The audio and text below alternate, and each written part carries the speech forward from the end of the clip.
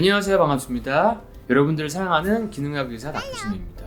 가끔 이게 손톱을 보여주시는 환자분들이 계시거든요. 손톱이 이렇게 매끈하지가 않고 세로로 줄이 간다고 이게 뭐냐, 아니면 손톱에 뭐 하얀 점 같은 게 있거나 옆으로도 선이 가 있고 이런 분들이 있는데, 손톱은 사실 머리카락이랑 비슷하게 짧으면 3개월, 길면 한 5, 6개월 정도의 몸 상태를 반영하는 거죠. 피부의 상태, 영양 상태를 반영한 거기 때문에 손톱을 보면은 그 사람이 이제 뭐가 좀 부족하거나 어떤 병이 의심되는지를 알 수가 있거든요. 근데 워낙 손톱도 다양한 모양으로 변할 수가 있고 자랄 수가 있어서 이번 시간에 다는 설명드리기 힘들 것 같고, 일단 손톱에 세로줄 가는 거에 대해서 한번 초점을 맞춰서 한번 알려드리도록 하겠습니다. 손톱에 세로줄이 있는 분들은 그래도 꽤 있는데 손톱에 세로줄이 가는 것 자체가 문제가 없으신 분들도 많아요. 세로줄이 가 있는데도 문제가 없는 분들이 꽤 있습니다. 그리고 그게 자연적인 노화 현상으로 오는 경우도 있어요. 그러니까 너무 걱정하지 마시고, 근데 문제가 있는 분들도 있으니까 그런 경우는 이제 문제가 뭔지를 알아봐야겠죠.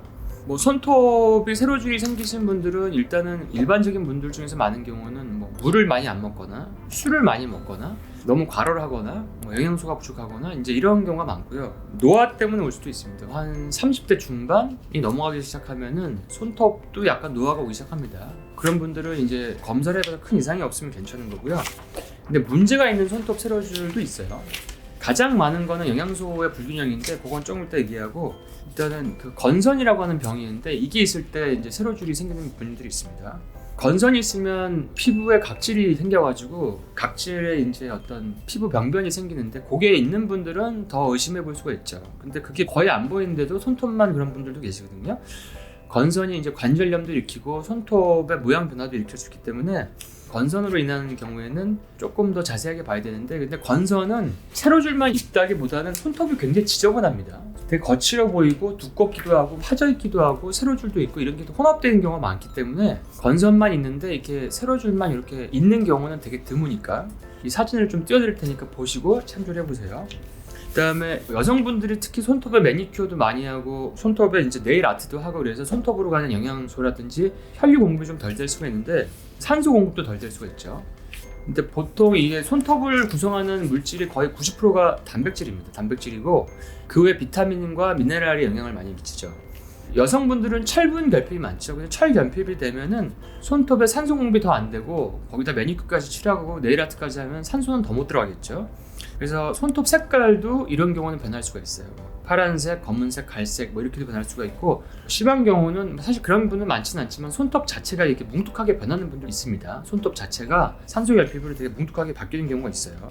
그리고 대표적인 손톱을 건강하게 나오게 하는 영양소는 비타민 B6, 피리독신이 있고요. 그 다음에 비오틴, 비타민 B7이죠. B6, 7이 있는데 피리독신 같은 B6는 심리적인 안정감에도 중요하지만 단백질 대사를 도와주는 조효소이기 때문에 이게 건강한 손톱, 발톱, 정상 발육에 굉장히 중요한 B6를 기억하시고요. 피리독신. 그다음에 비오틴도 많이 이제 손톱 영양제로 알려져 있는데 얘 역시 단백질 대사의 조효소이기 때문에 얘도 중요하고, 비오틴이 부족하면은 손톱이 잘 건조하고 잘 부서지는 형태로 자랄 수가 있죠. 근데 비오틴은 사실 음식을 골고루 드시는 분들은 결핍이 거의 없습니다. 뭐 계란, 동물의 간, 견과류, 버섯, 콜리플라워, 생선 이런 데 많이 들어가 있죠. 유제품에도 들어가 있고. 그래서 이런 것들을 드시는 분들은 사실은 하루 필요한 비오틴 양이 보통 30에서 한 100 마이크로그램 정도이기 때문에 건강한 식단을 하시는 분들은 비오틴 영양제가 필요한 경우가 상당히 많고요.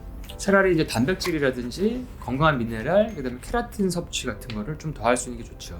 하루에 계란 2개만 먹어도, 견과류 조금만 먹어도 비오틴 결핍은 찾아보기 어렵습니다. 그다음에 손톱이 자라는데 필요한 거는 이제 미네랄도 되게 중요한데, 미네랄은 대표적인 게 이제 칼슘, 아연, 요오드 뭐 이런 것들이 있죠.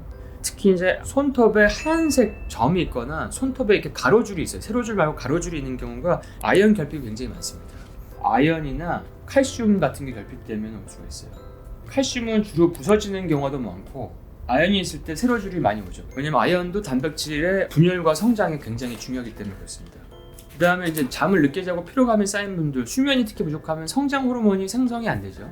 성장 호르몬이 안 나오면 머리카락, 손톱, 피부가 건강해지지 못하고 굉장히 그 콜라겐도 약해지고 케라틴도 잘 자라지 못합니다. 약해지죠.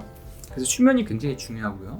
그다음에 손톱에 세로줄이 있는데 이제 검은색 선이 있는 경우가 있죠. 검은색 선이 있는 경우는 이게 멜라닌 색소 있는 부위에 뭐 염증이 있거나 그쪽에 상처가 생겨가지고 검은 선이 계속 나오는 경우가 있죠. 이게 단순 상처 때문에 이런 검은 선이 계속 올라오는 경우도 있고, 임신 후에도 이런 게 잘 생기는 경우가 있습니다. 임신 후에도 기미 주근깨 반점 이런 게 잘 생기고 멜라닌 색소에 뭐 이상이 생길 수가 있는데 손톱도 그럴 수가 있고, 그 다음에 또 한 가지 손톱 뿌리 쪽이나 이런 손톱 아래쪽에 흑색종, 그 멜라노마라고 하죠. 흑색종이 있는 경우에도 손톱에 검은 줄이 나오는데, 흑색종은 좀 선이 두껍고 불규칙한 모양을 가진 경우가 많습니다. 흑색종 같은 경우는 굉장히 빨리 진행되는 암이기 때문에 이런 경우는 이제 조직 검사를 해보는 게 좋고, 예전에 어떤 분이 진료실에서 점이 난 거를 보여주셨는데 좀 이상해가지고 제가 그걸 조직 검사를 보냈거든요.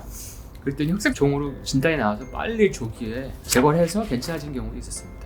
그래서 오늘 손톱에 이제 세로줄이나 가로로 하얀 줄 뭐 이런 거, 아니면 가로로 이렇게 파지는 거, 이런 것들이 이제 원인이 무엇인지 오늘 좀 제가 알려드렸으니까 그걸 좀 잘 참조하셔서 건강한 손톱을 잘 가꾸시기 바랍니다. 그럼 여러분들 다음 시간에 또 건강한 주제로 찾아뵙도록 하겠습니다.